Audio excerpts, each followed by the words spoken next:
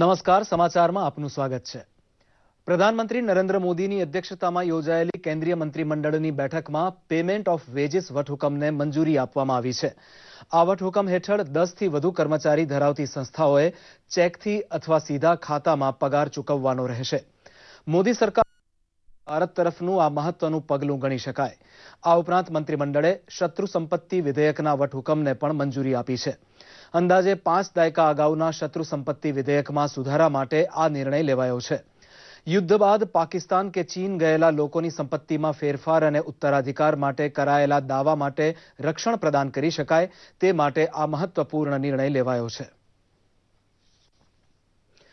Reserve bank દ્વારા જૂની ચલણી નોટો બેંકોમાં જમા કરાવવા માટે સોમવારે કરેલા આદેશમાં ફેરફાર કરાયો છે.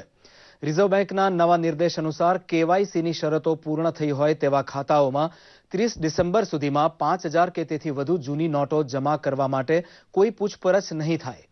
અગાઉ રિઝર્વ બેંકના આદેશ મુજબ 5000 થી વધુ રકમ 30 ડિસેમ્બર સુધીમાં પૂછપરછ વગર જમા નહીં કરાવી શકાય તેમ જણાવાયું હતું. સામાન્ય લોકો જેઓ બેંકોમાં લાઈનોના કારણે પોતાની રકમ જમા ના કરાવી શક્યા હોય તેમના માટે આ રાહતના સમાચાર છે. આ ઉપરાંત ખાતેદાર એકથી વધુ વખત પણ પોતાની રકમ પૂછપરછ વગર બેંકમાં જમા કરાવી શકશે. કેવાયસી શરતોને આધીન ન હોય તેવા તમામ ખાતાઓમાં આ નિર્ણય લાગુ નહીં પડે. કેન્દ્રીય ચૂંટણી પંચે નિષ્ક્રિય રાજકીય પક્ષો સામે લાલ આંખ કરી છે. ફક્ત કાગળ પર રજીસ્ટ્રેશન કરાવેલું હોય તેવા 200 થી વધુ રાજકીય પક્ષોની માન્યતા રદ કરવામાં આવશે. ટૂંક સમયમાં આ માટે કેન્દ્રીય પ્રત્યક્ષ કર બોર્ડ CBDTને ચૂંટણી પંચ દ્વારા પત્ર લખીને આ નિર્ણયની જાણ કરાશે અને 200 થી વધુ નિષ્ક્રિય રાજકીય પક્ષોની યાદી મોકલવામાં આવશે. ચૂંટણી પંચના અધિકારીઓને શંકા છે કે આ રાજકીય પક્ષોનું અસ્તિત્વ ફક્ત કરચોરી સુધી જ સીમિત છે. આ રાજકીય પક્ષોએ વર્ષ 2005થી કોઈ ચૂંટણી નથી લડી પણ ફક્ત કાગળ પર જ રજીસ્ટ્રેશન છે. પૂર્વ લોકસભા અધ્યક્ષ સોમનાથ ચેટર્જી અને કેન્દ્રીય કાયદા અને ન્યાય રાજ્યમંત્રી PP ચૌધરીએ ચૂંટણી પંચના આ નિર્ણયનું સ્વાગત કર્યું છે. પશ્ચિમ કચ્છ લોકલ બ્રાન્ચ દ્વારા ભુજમાંથી કુલ 83,76,000ની શંકાસ્પદ ચલણી નોટો ઝડપી પાડવામાં આવી છે. પશ્ચિમ કચ્છ LCB પોલીસે અગાઉ મળેલ બાતમીના આધારે ભુજના ઓરિયન્ટ કોલોની વિસ્તારમાં રહેતા કિશોરભાઈ ચંદુભાઈ ગઢેચાના મકાનમાં જૂની તેમજ નવી નોટ બદલાવી રહ્યા હોવાની જાણકારીના આધારે દરોડા પાડ્યા હતા. આરોપીઓ પાસેથી અલગ અલગ દરની ચલણી નોટોના જથ્થા ઉપરાંત 2000ના દરની 1780 જેટલી નવી ચલણી નોટો મળી આવી હતી. 1000ની 3282 જૂની નોટો મળી હતી. પોલીસના જણાવ્યા પ્રમાણે 3 પૈકીના એક આરોપી કિશોર ગઢેચા કેસી જ્વેલર્સના માલિક છે. તેમણે પોતે સોના ચાંદીના વેપારી હોવાનું નિવેદન આપ્યું હતું.